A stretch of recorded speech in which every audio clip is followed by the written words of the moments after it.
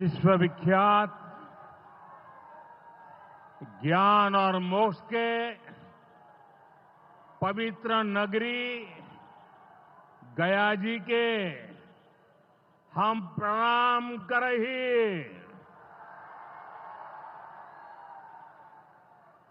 विष्णुपद मंदिर के ई गौरवशाली भूमि पर अपने सबके अभिनंदन करत ही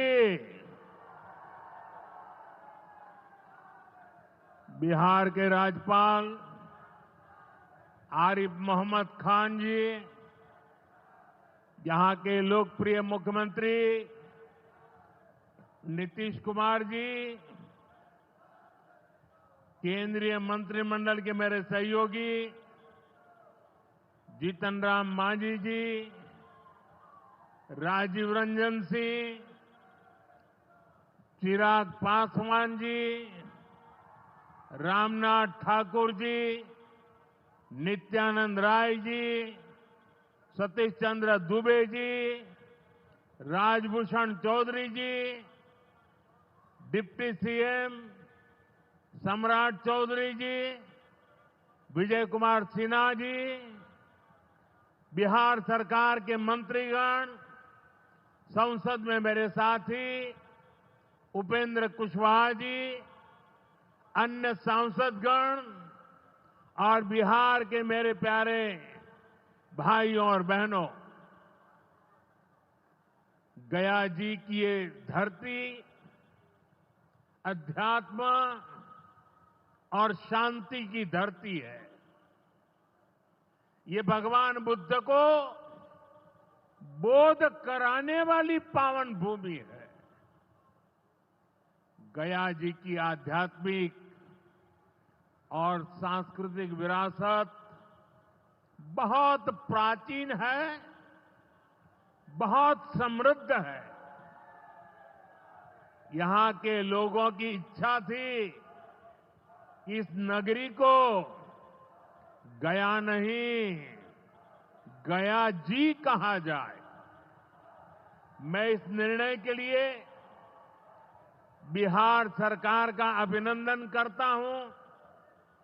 मुझे खुशी है कि गया जी के तेज विकास के लिए बिहार की डबल इंजन सरकार लगातार काम कर रही है।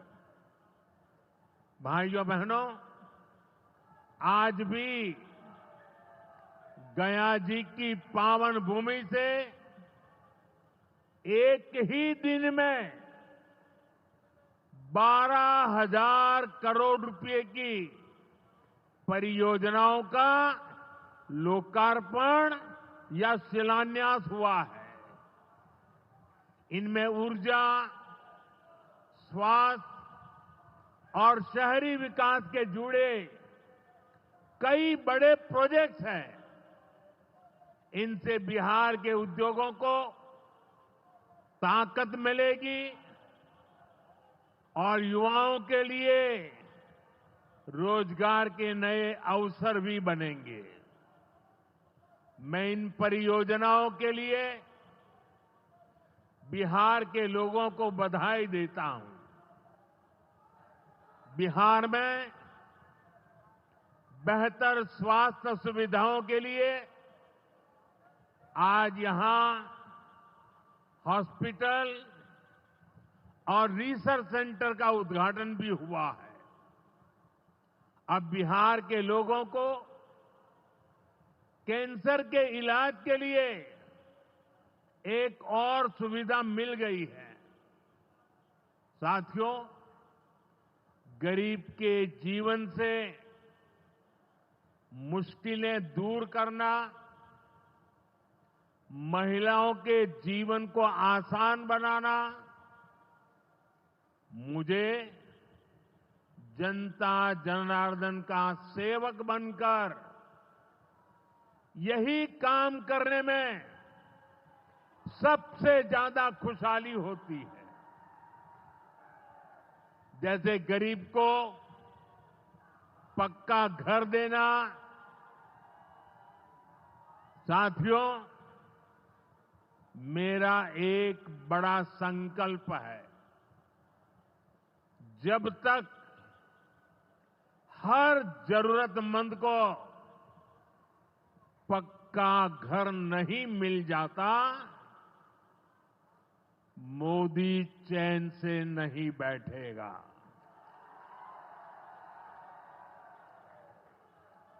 इसी सोच के साथ पिछले 11 साल में 4 करोड़ से अधिक गरीबों को पक्के घर बनाकर दे दिए गए। अकेले हमारे बिहार में 38 लाख से अधिक आवास बनाए गए। गया जिले में भी 2 लाख से अधिक परिवारों को अपना पक्का घर मिला है। और हमने सिर्फ घर यानी 4 दीवारें नहीं दी, बल्कि उन घरों के साथ गरीब को उसका स्वाभिमान दिया है। इन घरों में बिजली, पानी, शौचालय और गैस कनेक्शन की सुविधाएं दी हैं। यानी गरीब परिवारों की भी सुविधा, सुरक्षा और सम्मान से जीने की गारंटी मिली है। साथियों, आज इसी सिलसिले को आगे बढ़ाते हुए बिहार के मगध क्षेत्र के 16,000 से ज्यादा परिवारों को अपना पक्का घर दिया है। यानी इस बार इन परिवारों में दिवाली और छठ पूजा की रौनक और ज्यादा होगी। मैं अपना घर पाने वाले सभी लाभार्थी परिवारों को बहुत बहुत बधाई देता हूं। और जो लोग अब भी पीएम आवास योजना के लाभ से छूट गए हैं, मैं उन्हें विश्वास दिलाता हूं कि पीएम आवास का अभियान तब तक जारी रहेगा जब तक हर गरीब को अपना पक्का घर नहीं मिल जाता। साथियों, बिहार चंद्रगुप्त मौर्य और चाणक्य की धरती है। जब जब किसी दुश्मन ने भारत को चुनौती दी है, बिहार देश की ढाल बनकर खड़ा हुआ है। बिहार की धरती पर लिया हुआ और संकल्प, ये धरती की ताकत है। इस धरती पर लिया गया हर संकल्प कभी खाली नहीं जाता। और इसलिए तो भाइयों बहनों, जब कश्मीर के पहलगाम में आतंकी हमला हुआ था, हमारे निर्दोष नागरिकों को उनका धर्म पूछ करके मारा गया, मैंने बिहार की इसी धरती से आतंकवादियों को मिट्टी में मिलाने की बात कही थी। आज दुनिया देख रही है, बिहार की धरती से लिया गया वो संकल्प पूरा हो चुका है। आपको याद होगा, उधर से पाकिस्तान हम पर ड्रोन हमले कर रहा था, मिसाइलें दाग रहा था और इधर भारत पाकिस्तान की मिसाइलों को हवा में तिनके की तरह बिखेर रहा था। पाकिस्तान की एक भी मिसाइल हमें नुकसान नहीं पहुंचा पाई। साथियों, ऑपरेशन सिंदूर ने भारत की रक्षा नीति की नई लकीर खींच दी है। अब भारत में आतंकवादी भेजकर हमले करा के कोई बच नहीं सकेगा। आतंकवादी चाहे पाताल में क्यों न छिप जाए, भारत की मिसाइलें उन्हें दफन करके रहेगी। साथियों, बिहार का तेज विकास केंद्र की एनडीए सरकार की बहुत बड़ी प्राथमिकता है। इसलिए आज बिहार चौतरफा विकास के रास्ते पर आगे बढ़ रहा है। बीते वर्षों में पुरानी समस्याओं के समाधान तलाशे गए हैं और नई प्रगति के रास्ते भी बनाए गए हैं।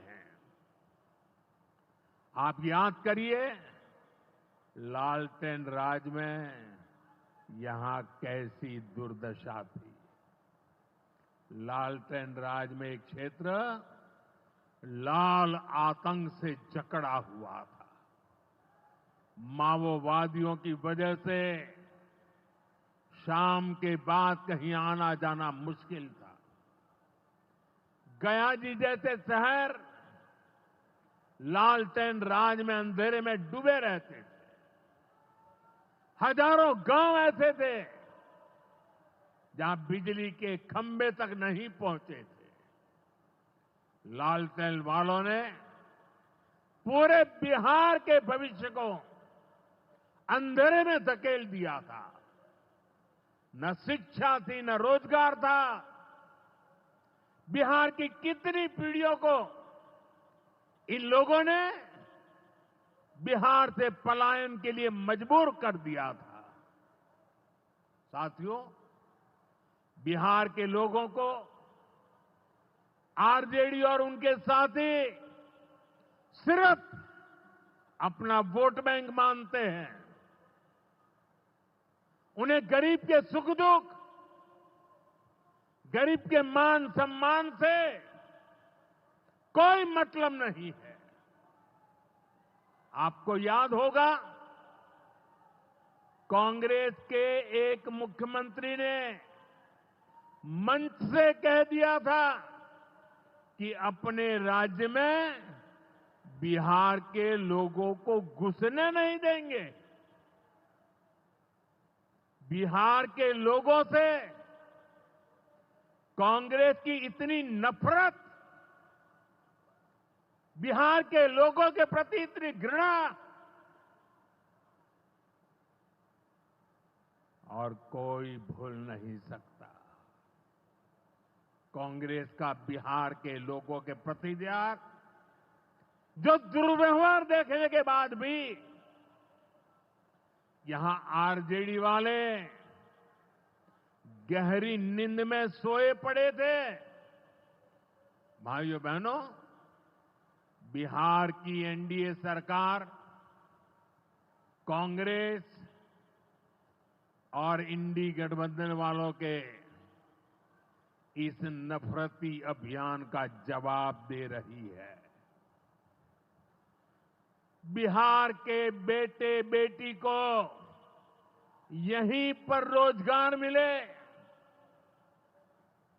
सम्मान की जिंदगी मिले,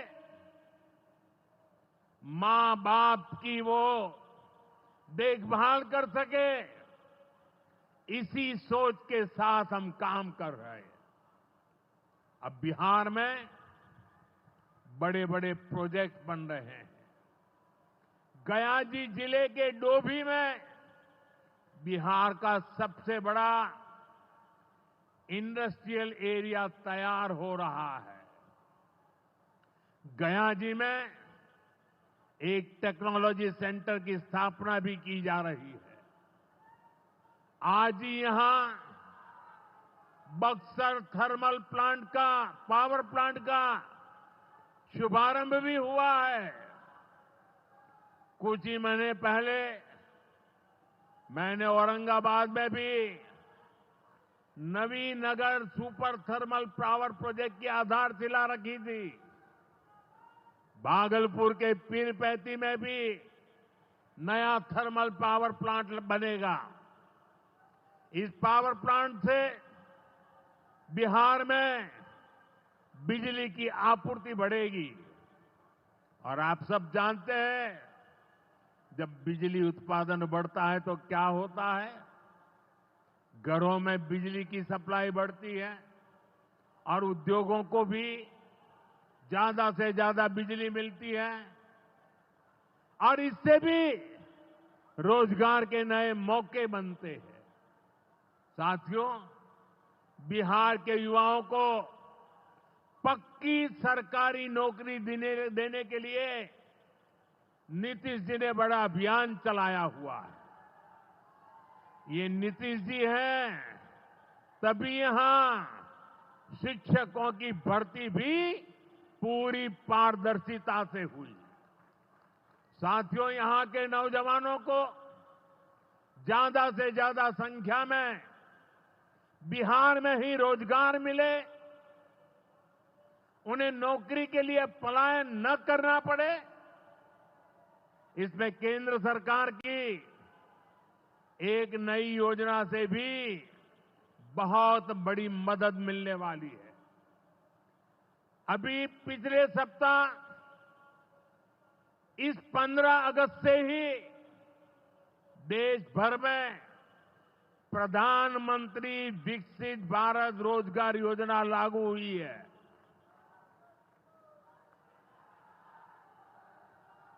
इसके तहत हमारे युवा जब निजी क्षेत्र में पहली नौकरी करेंगे तो केंद्र सरकार उन्हें अपने पास से 15,000 रुपये देगी। जो प्राइवेट कंपनियां युवाओं को रोजगार देगी, उन्हें भी अलग से पैसे सरकार देगी। इस योजना का बहुत बड़ा लाभ बिहार के मेरे युवाओं को भी होगा। साथियों, हमारे देश में कांग्रेस हो, आरजेडी हो, इनकी सरकारों ने कभी जनता के पैसे का मोल नहीं समझा। इनके लिए जनता के पैसे का मतलब रहा है खुद की तिजोरी भरना। इसलिए कांग्रेस आरजेडी की सरकारों में सालों साल तक परियोजनाएं पूरी नहीं होती थी। कोई योजना जितनी लटकती थी उतना उसमें ये पैसे कमा लेते थे। अब इस गलत सोच को भी एनडीए सरकार ने बदल दिया है। अब शिलान्यास के बाद कोशिश होती है जल्द से जल्द समय सीमा में उस काम को पूरा करने के लिए सफल प्रयास किया जाए। आज का एक कार्यक्रम इसका भी एक शानदार उदाहरण है। औंटा सिमरिया सेक्शन का शिलान्यास करने का सौभाग्य बिहार के लोगों ने मुझे दिया था। और आप लोगों की कृपा देखिए, आप लोगों का प्रेम देखिए कि जिस ब्रिज का शिलान्यास आपने मुझे करने के लिए कहा, आज इसका लोकार्पण करने का अवसर भी आपने मुझे दिया है। ये पुल सिर्फ सड़कों को नहीं, पूरे उत्तर और दक्षिण बिहार को जोड़ने का काम करेगा। जो भारी वाहन पहले गांधी सेतु से होकर 150 किलोमीटर का लंबा चक्कर काटते थे, अब सीधा रास्ता पाएंगे। इससे व्यापार तेज होगा, उद्योगों को ताकत मिलेगी और तीर्थयात्रियों का भी पहुंचना आसान होगा। विकास के जिन प्रोजेक्ट की नींव एनडीए सरकार में रखी जाती है, वो पूरा होकर रहेंगे, ये बात पक्की है। साथियों, एनडीए की डबल इंजन सरकार यहां रेलवे के विकास के लिए भी तेजी से काम कर रही है। अमृत भारत स्टेशन योजना के तहत गयाजी रेलवे स्टेशन को आधुनिक बनाया जा रहा है। इससे गयाजी रेलवे स्टेशन पर यात्रियों को एयरपोर्ट जैसी सुविधाएं मिलेगी। आज गया वो शहर है जहां राजधानी, जनशताब्दी और made in India Vande Bharat ट्रेनों की सुविधा उपलब्ध है। गयाजी, सासाराम, प्रयागराज, कानपुर होते हुए दिल्ली तक सीधा कनेक्शन बिहार के युवाओं को, यहां के किसानों को, यहां के व्यापारियों के लिए नई संभावनाएं बना रहा है। भाइयों और बहनों, आपके आशीर्वाद से, देश के अटूट भरोसे के कारण साल 2014 में प्रधानमंत्री के तौर पर शुरू हुआ मेरा सेवा काल, ये सेवा काल निरंतर जारी है। इतने वर्षों में हमारी सरकार पर भ्रष्टाचार का एक भी दाग नहीं लगा। जबकि आजादी के बाद कांग्रेस की सरकारें जो 60-65 साल तक सरकार में रही है, उनके भ्रष्टाचार की लंबी लिस्ट है। आरजेडी का भ्रष्टाचार तो बिहार का बच्चा बच्चा जानता है।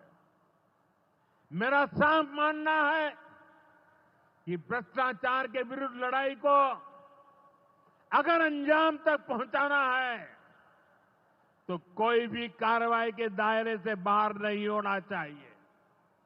आप सोचिए, आज कानून है कि अगर किसी छोटे सरकारी कर्मचारी को 50 घंटे तक हिरासत में रख दिया तो अपने आप वो सस्पेंड हो जाता है।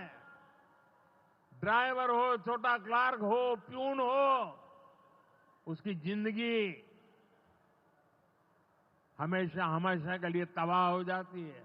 लेकिन अगर कोई मुख्यमंत्री है, कोई मंत्री है, कोई प्रधानमंत्री है, तो वो जेल में रह करके भी सत्ता का सुख पा सकता है। ये कैसे हो सकता है? हमने कुछ समय पहले ही देखा है कि कैसे जेल से ही फाइलों पर साइन किए जा रहे थे, जेल से ही सरकारी आदेश निकाले जा रहे थे।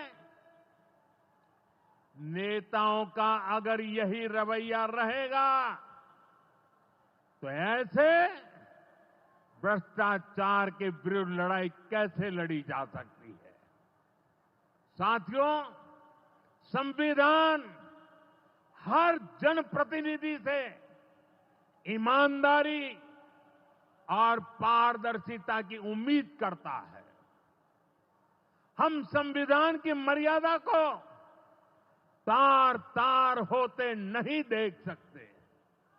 इसलिए एनडीए सरकार भ्रष्टाचार के खिलाफ एक ऐसा कानून लाई है जिसके दायरे में देश का प्रधानमंत्री भी है।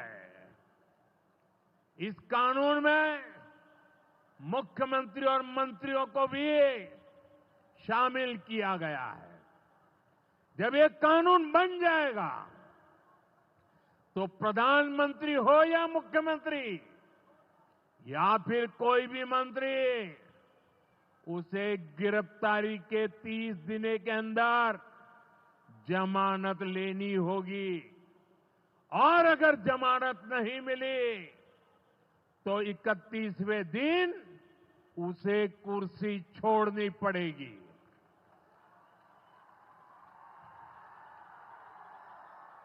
आप कहिए भाइयों, जो जेल जाए उसने कुर्सी छोड़नी चाहिए कि नहीं छोड़नी चाहिए?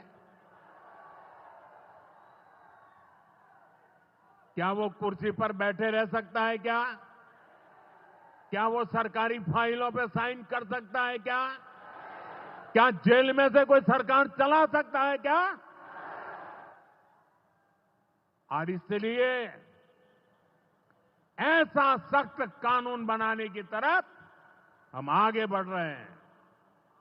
लेकिन साथियों, ये आरजेडी वाले, ये कांग्रेस वाले, ये लेफ्ट वाले इस कानून का विरोध कर रहे हैं। ये बहुत गुस्से में है और कौन नहीं जानता उनको किस बात का डर है। जिसने पाप किया होता है वो अपने पाप को दूसरों से छुपाता है, लेकिन खुद को भीतर से जानता है कि क्या खेल खेला है। इन सब का भी यही हिसाब है।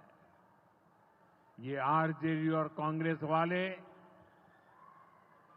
कोई बेल पर बाहर है, कोई रेल के खेल में अदालत के चक्कर लगा रहा है, और जो जमानत पे बाहर घूम रहे हैं भी आज इस कानून का विरोध कर रहे हैं।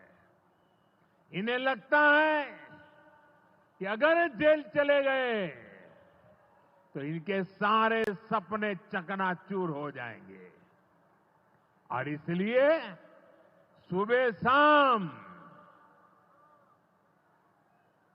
ये लोग मोदी को भांति भांति की गाली दे रहे हैं और इतने बौखलाए हुए हैं कि इस जनहित के कानून का विरोध कर रहे हैं। हमारे राजेंद्र बाबू, बाबा साहब आंबेडकर ने कभी सोचा भी नहीं था, कभी कल्पना भी नहीं की होगी कि सत्ता के भूखे लोग भ्रष्टाचार करेंगे और जेल जाने पर भी कुर्सी से चिपके रहेंगे। लेकिन अब भ्रष्टाचारी जेल भी जाएगा और उसकी कुर्सी भी जाएगी। भारत को भ्रष्टाचार से मुक्त होने का संकल्प देश के कोटि कोटि लोगों का है। ये संकल्प सिद्ध होकर रहेगा। साथियों, मैंने लाल किले से एक और खतरे की बात की है, और ये खतरा बिहार पर भी है। देश में घुसपैठियों की बढ़ती संख्या चिंता का विषय है। बिहार के सीमावर्ती जिलों में तेजी से डेमोग्राफी बदल रही है। इसलिए एनडीए सरकार ने तय किया है कि देश का भविष्य घुसपैठियों को नहीं तय करने देंगे। घुसपैठियों को बिहार के युवाओं के रोजगार नहीं छीनने देंगे। जिन सुविधाओं पर भारतीय लोगों का अधिकार है, उस पर घुसपैठियों को डाका नहीं डालने देंगे। इस खतरे से निपटने के लिए मैंने डेमोग्राफी मिशन शुरू करने की बात कही है। बहुत जल्द ये मिशन अपना काम शुरू करेगा। हम हर घुसपैठियों को देश से बाहर करके ही रहेंगे। आप मुझे बताइए, एक घुसपैठियों को निकालना चाहिए कि नहीं निकालना चाहिए? क्या ये घुसपैठिए आपका रोजगार छीन ले आपको मंजूर है? एक घुसपैठिया आपकी जमीन पे कब्जा कर ले आपको मंजूर है? एक घुसपैठिया आपका हक छीन ले आपको मंजूर है? बिहार के आप सभी लोग देश के भीतर बैठे घुसपैठियों के समर्थकों से भी सावधान रहिए। जान जाइए कौन घुसपैठियों के साथ खड़ा है। कांग्रेस और आरजेडी जैसे दल बिहार के लोगों का हक छीनकर घुसपैठियों को देना चाहते हैं। तुष्टीकरण के लिए, वोट बैंक को बढ़ाने के लिए कांग्रेस आरजेडी वाले कुछ भी कर सकते हैं, कितने ही नीचे जा सकते हैं। इसलिए बिहार के लोगों को बहुत सतर्क रहना है। साथियों, हमें हमारे बिहार को कांग्रेस आरजेडी की बुरी नजर से बचाकर रखना है। बिहार के लिए ये समय बहुत अहम है। बिहार के युवाओं के सपने पूरे हो, बिहार के लोगों की आकांक्षाओं को नई उड़ान मिले, इसके लिए केंद्र सरकार और नीतीश जी के साथ हम कंधे से कंधा मिलाकर बिहार के कल्याण के लिए काम कर रहे हैं। बिहार में विकास की गति बनी रहे, इसके लिए डबल इंजन की सरकार लगातार मेहनत कर रही है। आज के विकास प्रोजेक्ट इसी दिशा में महत्वपूर्ण कदम है। मैं एक बार फिर इन परियोजनाओं के लिए बिहार को बहुत बहुत बधाई देता हूं। मेरे साथ बोलिए, भारत माता की, भारत माता की, भारत माता की। बहुत बहुत धन्यवाद।